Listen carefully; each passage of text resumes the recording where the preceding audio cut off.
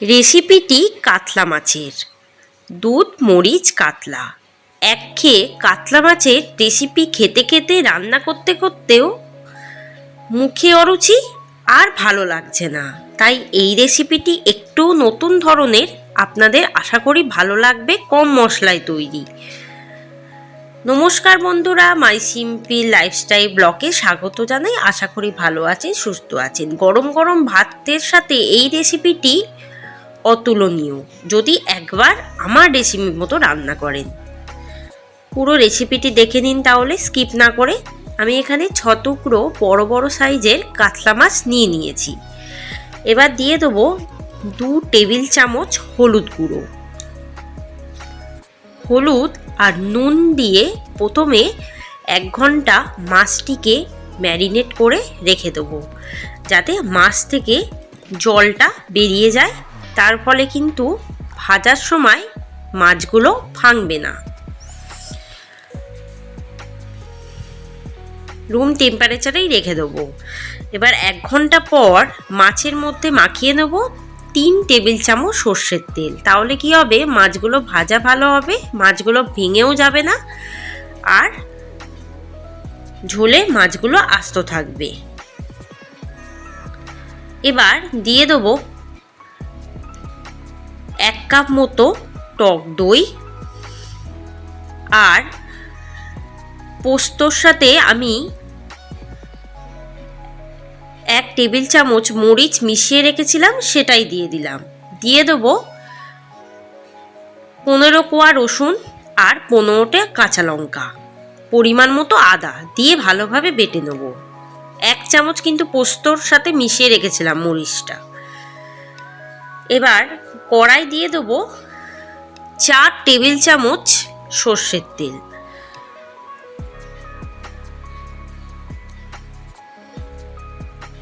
দেখুন, মশলাটা কিন্তু এভাবে একদম মিহি পেস্ট করতে হবে। বাটার সময় কিন্তু একদমই জল ইউজ করা যাবে না। তেলটা যখন গরম হয়ে যাবে খুব ভালো মতো, তখন কিন্তু মাছগুলো একটা একটা করে তেলের মধ্যে ছাড়তে হবে, আর আঁচটাকে একদম লোতে রাখতে হবে। তেল কিন্তু খুব ভালোভাবে গরম করে নিয়েই কিন্তু মাছগুলো দেবেন, নলে কিন্তু মাছগুলো ভেঙে যাবে। এক পিঠ ভালোভাবে ভাজা হলে তবেই কিন্তু অপর পিঠটা উল্টাবেন। লাল লাল করে ভেজে নিতে হবে সমস্ত মাছগুলোকে।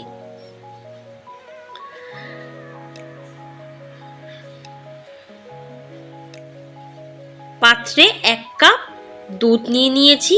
দিয়ে দেবো 1 চামচ ধনে গুঁড়ো, 1 চামচ জিরে গুঁড়ো, আর 3 টেবিল চামচ ঘি দিয়ে এটাকে ভালো করে গুলিয়ে রেখে দেবো 1 ঘন্টা। দেখুন, মাছগুলো প্রায় ভাজা হয়ে গেছে, বেশ লাল লাল করে আমি ভেজে নিয়েছি মাছগুলো। এবার একটি পাত্রে কিন্তু মাছগুলো আমি তুলে রাখছি।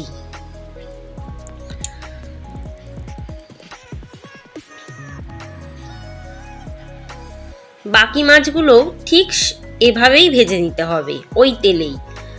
আর কোনো রকম তেল আমি ব্যবহার করব না।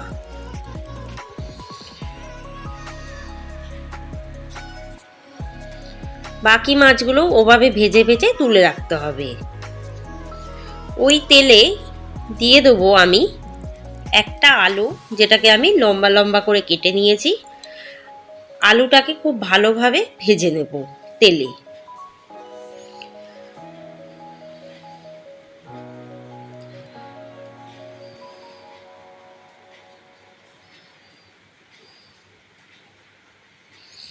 আঁচটাকে একটু হালকা বাড়াতে পারেন এই সময়। দেখুন, আলুটা প্রায় ভাজা হয়ে গেছে। এবার যে মশলার পেস্টটা আমি করেছিলাম সেটা আমি দিয়ে দিলাম।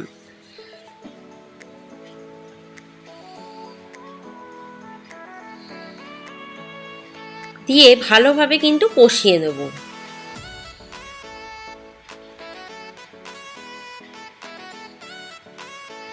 কষানো হয়ে গেছে, তেলও ছেড়ে দিয়েছে। ওই যে দুধের মধ্যে যে মশলাটা মিশিয়ে রেখেছিলাম সেটাও দিয়ে দিলাম, আর পরিমাণ মতো নুন দিয়ে দিলাম। দিয়ে আরেকটু ভালোভাবে কষিয়ে নেব।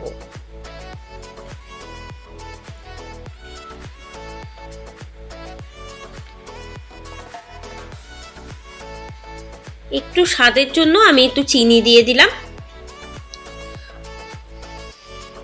দিয়ে আবারও ভালোভাবে কষিয়ে নিচ্ছি।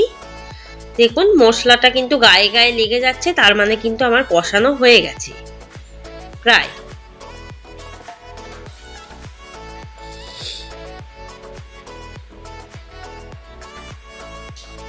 এবার দিয়ে দেবো 1 কাপ মতো দুধ।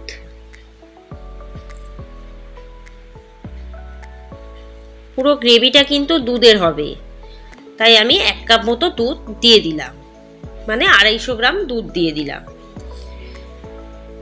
এরপর দিয়ে দেবো ভাজা মাছগুলো।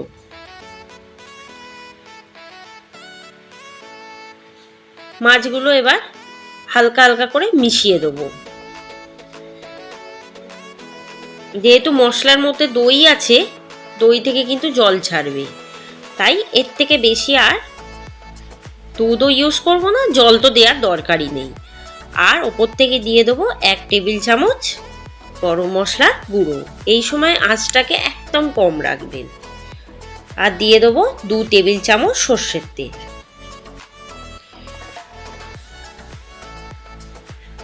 আর নামানোর বেশ কিছুক্ষণ আগে দিয়ে দেবো 3 টেবিল চামচ দুধ। দেখুন কতটা জল ছেড়েছে। মাছগুলো এপিট ওপিট করে উল্টে দেবেন, যাতে দুদিকেও খুব ভালো মতো সিদ্ধ হয়ে যায়। আর আলুটা সিদ্ধ হয়েছে কিনা অবশ্যই দেখে নেবেন।